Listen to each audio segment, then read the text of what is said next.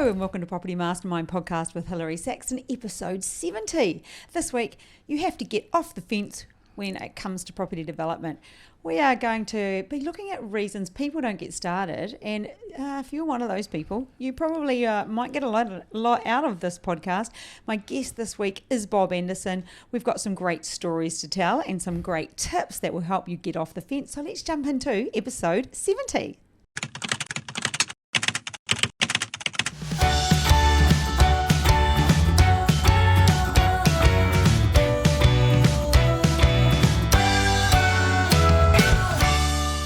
Welcome to episode 70, Property Mastermind Podcast, Hilary Saxton and Bob Anderson here with me pretty much as usual. Thanks, Bob. Oh, good to be here.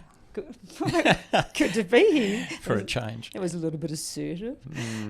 Hey, before we get started, as usual, giving away a copy of the book, Property Millionaires Exposed. Now, this book has many different authors and they've got their own reasons why they believe that their property strategy is the best. Bob, of course, has written why he believes.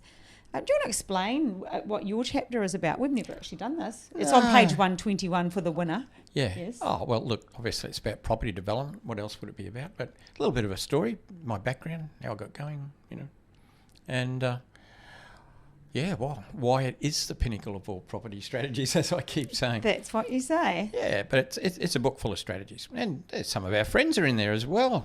But your passion being property development, Bob, why do you choose property development as the pinnacle of all property strategies, as in the way to go? It's where you make the most money, but it's not just about money. As a developer, you can create investment stock at absolute raw price.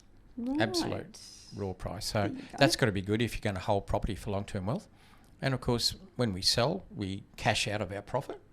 And cash is good. Cash is king, as they say. So we need cash flow to live well, and it's good to build long-term wealth. And as property developers, we can do that at raw cost, not retail, like probably 98% of the market. That's why I like it. Well, this week's copy goes to Janita. Janita, I spoke to Janita yesterday. It's actually Janita, cool. Yes. I spoke to her yesterday, and Janita, this is going to be in the post to you maybe tomorrow. So I'll have to get your postal address, and you'll win a copy. And I get the feeling, I know you're pretty keen on property development, so no doubt it will be very useful for you. So, Bob, we came up with today's topic. Yeah. Well, following a few phone calls in the last few days, that's often how it happens, isn't it? Yes. And sometimes we see a theme or pick up on something. Yeah. And it wasn't just that. This week's theme, or this week, how you have to get off the fence when it comes to property development. What we're talking about is the people that want to do it and don't do it.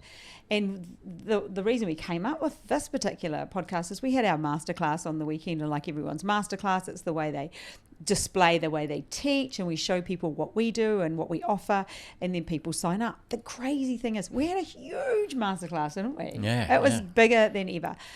But what we did notice, there were people on there the same as last year, and they've still done nothing. Yeah, they come back again 12 months later. I mean, what a waste of 12 months. I mean, I don't know their personal story. There might be a reason, of course. Well, everyone's got a reason. Oh, yes.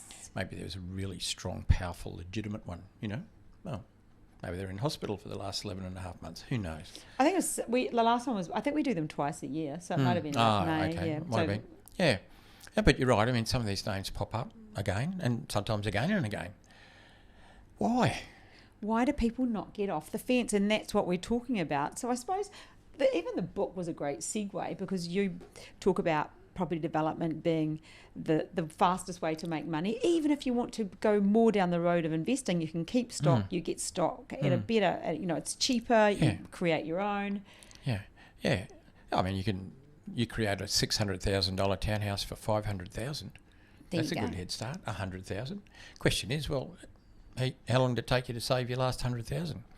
Well, you got to wait for the market to give it to you. Anyway, that's another subject. But so people have become fence sitters, which means sitters. They start. Tongue it's twister. like they build a wee nest on the top of the fence, and they stay in that wee nest. They get comfy up there. They do. They're so comfy because it's easy. They can it's look cozy. around, they feel up there. Yeah, are you on one the of them? fence. Right now, some people are like, don't. Hillary and Bob. I would have thought sitting on a fence is rather painful, but No, they've built a nest. They built their little and we're a little guilty safety of it place up there. in some areas of our life, I'm sure. Yeah, we're not perfect by any means. And if I was sitting on the fence for any length of time, I know you'd say something to me. Yeah. And probably vice versa, if I plucked up enough courage. Stop it. Please. You know what, it just popped into my head then, and I wonder if this is potentially why some people sit on the fence, is because they don't have buy-in from their partner. So Can be. Yeah, that could be one of the reasons. And, you know, I heard once somebody said in a relationship, and we didn't plan this, is just coming into this podcast and rolling out with this one. Yeah. In a relationship, you should never make or let somebody do something. There should be no making and no letting. You know, it's my life. You can't let me do something if we're in a, and you can't make me do something. And I think if we or shouldn't at least try.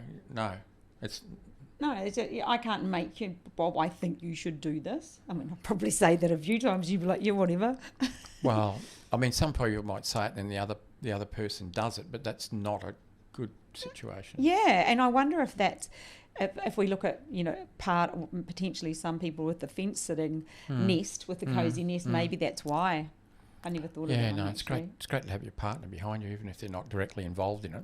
And that's why we offer, they bring out your partner for free to the workshop. Exactly, yeah. So they understand. Reading from the same page, understand, you know, if you, you know, do need to go to the office after dinner to finish a feasibility, to do a bit of research, then they understand why. Yeah, they're not going to roll their eyes and get a little antsy. No one likes antsy. Yeah, so fence sitters. Yeah, there's all sorts of reasons. Yeah, so but why? Like, what do they? You've got to stop thinking about it, and you've actually got to just start taking action. You really have to. But I suppose if this is triggering anything for you right now, maybe the question is, how long have I been thinking about this, and when am I going to do something about it? And what's the blockage? You know, are they scared? Fear? Is it fear? Absolutely. Yeah, the wall of fear is a shocker. And also though, procrastination is a habit. We've become. There's an art to it. Oh gosh, yes! I had a great chat with a client this morning. She's in the mentoring program, and sometimes they're oh no, I've got to talk to Hillary today, and then you know they're racing around to do the things they were supposed to get done. But she said to me, she had great tactics, because we started off the call and she deflected as well. Oh, she was like, oh, can't beat a good deflection. She took me on a tangent, asked me about well, you know, if people listen, they know I'm into Toastmasters, and she was asking me all about Toastmasters, and I said, this is a great deflection that's going with your avoidance. I'm loving it. She had some fabulous tactics this morning, and we did have a massive laugh about it. Oh no, you got to get up pretty early to beat you on that sort of stuff. Pull one over my eyes. Yeah, so that's the other thing. That's what happens. We start avoiding something, Bob, because of the procrastination, don't we? Or the fear. Yeah, the fear. Yeah. You know, the fear of failure, the fear of just just unsure on what to do. What's the next step? Fear of losing money, the fear of you know, being ridiculed. I mean, there's a lot of strong fears, but underlying it's often a lack of confidence. Why is it not there? You know, have they not even done a course? Yeah, we're going to get to that. I don't know. Definitely going to get to that.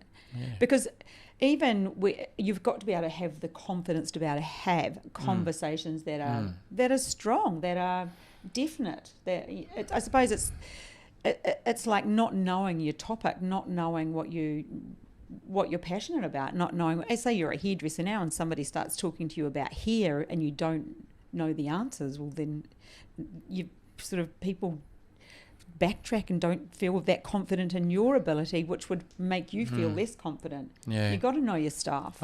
You've heard me say many times, property development is a confidence game. Oh, yeah. I mean, it's just not enough to fill your head up with knowledge. You've got to take that step, and it takes confidence. So I heard you on the phone half an hour ago. Yeah. So I was talking to somebody we know quite well, been in our community for quite a while. Friends, I would say. Friends, yeah, they are friends, yeah. And that was a situation of like moving forward into a project, into one of our projects. Okay, so why? Well, why would you do a project with us? Well, make a bit of money, I suppose. That's not a bad idea. That's probably a good idea. Yeah, but really learning the ropes by being involved in it. That's something we do a bit of, but it's ultimately the confidence that comes from it. I mean, the biggest motivator there isn't money, because you'd make more money doing something by yourself than you would some form of joint venture arrangement. But it's the confidence that you get from actually doing something and having somebody guide you, hold your hand, make sure you don't make mistakes. That's really important. That's get rid of the fear. That's the safety factor that underpins something like that situation. But then coming out the other end is that confidence from having succeeded and done something properly and learned from it. Yeah, the learning those steps and having success. Yeah, and so having done something with somebody who really knows what they're doing, and then coming through that experience and learning and now being confident that people can step out on their own. They're out of the nest.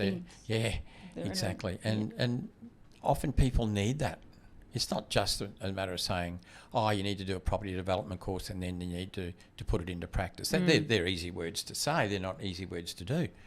Lots of people falter at that stage. I mean, some people sit on the fence about wanting to do property development but don't make the step of actually getting themselves educated. Then some people take that step and get educated, invest in themselves, which is wonderful. But then they can't take that next step of actually now, moving in and doing a property development, going out there, making contacts, looking for deals, doing due diligence, doing the numbers. I know people that get that far and then stop at signing a contract. Like this fence sitting can happen at different stages. I don't want to say absolutely. Just for the record, everyone, we've got a ban on the word absolutely in this house. And 100%. Those two words are not allowed to be said in this house. So I almost said it. Yeah. Only because those things are done to death. So right. I mean, you can fence it at different stages. And I've seen people, I don't know whether it's a form of self-sabotage, but they'll get to the point of looking at a deal, and they'll do a feasibility and they'll do the due diligence and the things will be right. The numbers will stack up. They can get a sewer connection. They can get stormwater off the block. It's there. It's sitting there. It looks the goods. And then they falter. Because the next step's the scary bit. It's signing a contract. Commitment. All the financial commitment. The commitment phobes. And one you can't necessarily turn around from. It could be an unconditional contract, could be at an auction. I mean, like once you put your name on it, you're there. And that takes it takes a few things. It takes a bit of bravery, a bit of confidence. But confidence in knowing that you're right, that you're doing it right, you've done it right. But that can be a big fence sitting opportunity. Yeah, for a lot of people. I see people just slam the brakes on them, and then they'll look for an excuse. They'll slow down. They'll do it slower, and they'll almost breathe a sigh of relief because they can't get fined. No, that's after you sign the contract. I'm talking about, and then I got a call from the agent. Somebody else bought it. I would have. I mean, I was close. I mean, I really wanted to do that. I very nearly did. Someone pipped me at the post. Yeah, because you slowed down and took 3 days to think about it. And that's that is a form of procrastination. Yeah. Yeah. Is that a form of self-sabotage? You're the expert. Oh, sorry. I meant to say, yeah, absolutely. Oh, gosh. Oh, there she goes. Oh, there I Gotcha. It is. Simon says, put your hands on your head. No. It is very much a form of self-sabotage. There's and you and I have met people like that. Oh, yes. And it's hard to break. I mean, I don't know how you do it. How do you break? How do you get people over that hump? What happens? You've got to get help. You have to get help. If you're that person. Often you don't know that you are that person. No, but if you saw someone that you worked out was doing that, that sort of self-sabotage at the last minute. I push them. Push them. I push them. I say, under a truck. I get them to make one little step, but take one step at a time. So what do you need to do now? So what do you need to do now? So what do you need to do now? And really confirm recognise each time that what they've done is correct. I've got people confirming with me tomorrow morning the smallest things. Yeah. It is those small steps that create the longer habits. But what you're talking about, slightly bigger, Bob, it's that whole almost at the tipping point, at that pivot where they are relieved to back out, but they have slowed it down so the process doesn't happen. Nightmare. Yeah, looking for a back door. But maybe if you're listening to this, maybe think, is this you? And maybe if it's not in property development, is it in another area of your life? That can happen with anything. Yeah. I had a friend many years ago, and I mean many years ago, it's a while ago. How was I? I was in my 20s, yeah. He couldn't commit to marriage. He'd meet a girl, she'd be a lovely girl, things would proceed. In some cases, they'd even move in together. And he couldn't make the next step. He was scared. And I don't know why. I never really asked him why. Well, it wasn't his parents. His parents never divorced. I thought that might be a reason. But anyway, it just stalled there. He couldn't commit. And what happened at the end? Well, relationships sort of fell apart because, the girls would say, well, look, we've reached this point. Is that sort of as far as it goes, basically? Especially back then, it would have been so important Well, to back be married. then it was, yeah. Yeah. Well, to be married to Less- a degree, less but like similar a relationship sort of got to a certain point, yeah. And even though they were living together, and that's fine, yeah, he just couldn't commit. I wonder if he's still single. It's a long time ago. I lost contact. Didn't have Facebook back then. No, not back then, no. Well, there you go. He's probably We used to still write single. love letters back then. To him? You and him? No. Okay. So the next thing is a thing that will keep you in that nest, sitting on top of that comfy fence, so you don't have to make a decision either way and you get to procrastinate, is using the whole I'll do it when. I'll do it when. And Bob and I related this to dieting. Because often you think, after my holiday I'll go on a diet. I've done that. After this I'll do that. Yeah. That's probably it's a bit of an easier analogy, or not, if you're always overweight. Well, dieting's a thing. I know. Yeah, tell me about it. I can remember before my son's wedding, like this was a few years ago now. I thought, I need to lose a few. Oh, well, that's all right. It's like it's 4 months away. I'll start soon. And then like 6 weeks out, I thought, oh my God, crikey, here's a go. I've got to do something. So how'd you go? I got to my target weight. It probably would have been easier if I'd started earlier, but.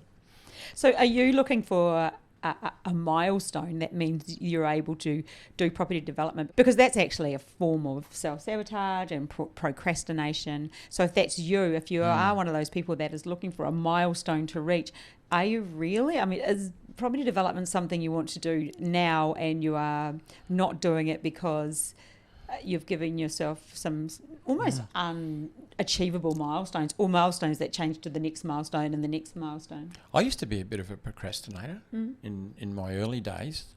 I sort of what I'd do is, if I had I'm smart enough to put in a list of to-do things, the to-do items, and I still do that. I've got my to-do lists, and I'd do it, but then I'd start off and I'd say, okay, what's the easiest one to do? Oh, that. Yeah, okay. So I'd go and do that, and I'd put my line through it, and I'd feel really good. And I'd look at the next one. Everyone in the world is associating with this. That's not really one I really want to do at the moment. I'll do it a little bit later. I'll do it at lunchtime. That's what I'll do it at lunchtime. And so I do a few other easier things. Lunchtime would come. Maybe a couple of other things that come in that day that were easy. I'll do those now. Should do that, And what happens at the end of the day? You got 3 things left. What are they? The 3 things you never really wanted to do. The 3 hardest things. The 3 things that needed doing. Because there's always tomorrow, mañana. And so they go on my list for the next day, and all that happens is you end up with 3 today and 3 the next day. Now you've got 6 things you don't really. Or it's the same do. 3 by Friday. It's the same 3 still not done. And I had to get over that. Your to-do list is usually very small because you don't write the unnecessary tasks on there, I think. It's not huge. Yeah. But what I do is, what I try and do is prioritise them. Yes. And do the most important things first. I don't always succeed on that. Sometimes I do get tempted. But I mean, that is it. And sometimes something just happens just takes precedent where everything has to drop. And that happens in our world often. Yeah, so that does happen. So procrastination is something you can change. It took a bit of effort, but I did. Well done, Bob. Thank you. 10 points to you. The other thing you need to stop doing so you can get off the fence and start property development is stop making stupid decisions. Oh, look at both of us go, oh. Because you got to remember, we talk to people that want to join our mentoring or they want to have a conversation with us and want to know what we do, and I ask them what they've done, or generally it's once they have joined and they tell us the properties they've bought, and we look at and we go like, why would you do that? Why would you? And often they've been tricked by some company to buy some rubbish property. That happens so often, eh? That's one reason. The other reason is they don't understand due diligence. So they don't realise that the property they're buying is actually a bit of a dog. Yeah. And I've often seen that where people buy in lower priced areas. Yeah. Because they think, oh, It's a bargain. everybody can afford to buy it. Now I'm going to produce a townhouse for X dollars, and that's why I'll go to this suburb. It's a cheap suburb. Everyone can afford to buy it. You don't make money doing building construction in cheap suburbs because it costs you the same to build that same building in the dearest suburb in a city as the cheapest suburb. But that's the sale prices when you just can't get there. I mean, that's a whole subject in itself. But how often do we see people who have bought a lemon? So often. And then we meet them after the lemon's been bought. Yeah. We have to make lemonade. Yeah, not always. No, well, I know. But I suppose what the answer to that is, do your due diligence on the person. If you're buying it through a company that's recommending, just you've got to just really do due diligence on that. And then also on the property. Yeah. You've got to do the due diligence on the property, finding out that you want to turn it into something else and it can't be done. We talked about that in last week's podcast. Yeah. People that invest in at a whim, like in terms of investing. I'm sticking with property development a bit here because that's us. But how often do we meet people that have just invested in with somebody who had a good story, but they live to regret it. And we just shake our head and we say, well, what sort of documentation do you have? What sort of security do you have? What's the actual deal? And they don't have answers. I talked to a lovely lady today, and she was I'm going to use the word coerced into being I'm going to use the word money partner. Pulled off the fence, was she? I think I saved her life, I would say just with the information, that they weren't willing to give over beforehand. I'm like, crikey. Give me your money and I'll tell you later what I'm going to do with it. Yeah. Sort of thing. Oh, wow. I was just like, it's whoa. incredible what's out there. Yeah, so really do your due diligence on your property and on the people that you're doing business with. I think that's, whether you're investing and it doesn't matter what you do, just check them out. Yeah. Yeah, you've got to, marketing. You marry the first person you met? Hang on, let me think. Oh, yeah, hang on. You might have. I think you married your first boyfriend or your second boyfriend or your 15th. I can't remember. Just stop yourself. You're pretty young anyway. Yeah. She's just a little bit cheeky. Yeah. You've gone off topic, I have Bob. a bit. I was just saying, finances are very important, as is relationships. You don't, like I said, you don't marry the first person you meet. Well, you don't give your money to the first person that asks for it. I mean, learn to ask all the right questions, get the right answers. Do your due diligence, like you said.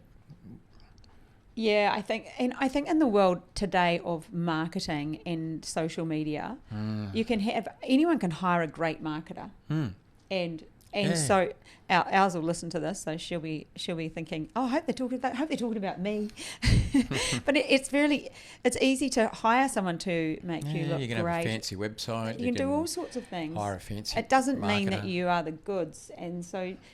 Just do your due diligence, obviously. Yeah. So back to the fence, the people on the fence. So how do we get them off the fence? We talked about what they've got to stop doing. They've got to stop thinking about it. They've got to stop avoiding it. They've got to stop waiting until I'll do it when They've got to stop making silly decisions, erratic ones, and they've got to stop looking. Oh, we haven't got the last one. Here's one, and this happened after the weekend. Stop looking for a course bargain or the cheapest course. Oh my goodness, the amount of people that want to, I bought that course because it was $250 or whatever, or they want us to constantly discount. And I'm thinking, Do you go to work and then your boss comes in and says, "Well, probably can I pay you less this week because I'm gonna can I cut your pay 20% this week because I'm looking for a bargain." Yeah, but it's business. People do business, and if you probably need to look at what you're going to get. Yeah. Like the course we offer is hugely extensive. It's how many? It's massive amounts of videos, downloadables, checklists. It's huge. Yeah, it's funny how people are like that. Yeah. I mean, you get to talk to a few. Oh, and I usually flip, don't I? Oh my goodness! Somebody said yesterday, just because we had the masterclass, so a few more conversations. But I've done this course, and they said another new person that I hadn't even heard of.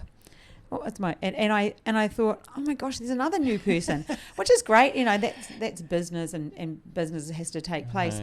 But again, what is their experience? What do they know? How extensive is the course? Or there's just, do they just have a great marketer? Well, they must do. Yeah. Anyways. Yeah. Funny stuff. So they are things that you need to really look into. To help you get off the fence, what do you need to do, Bob? To get off the fence, what do you need to do? Well, just stop overthinking things. Yep. And take that first step. You don't have to wait till everything's 100% perfect in front of you. It'll never happen. No. And I think what you're saying there as well, that we can add to that, stop waiting for things to be perfect. You've got to also be self-aware. Where Bob reflected before when he had that time of procrastinating and writing everything on his list and doing everything and self-sabotaging by not doing the things that should have been prioritised back in his younger days, it takes a level of self-awareness and checking in with yourself. Hang on a minute. This is why I'm doing that, and it's not working for me. It's not.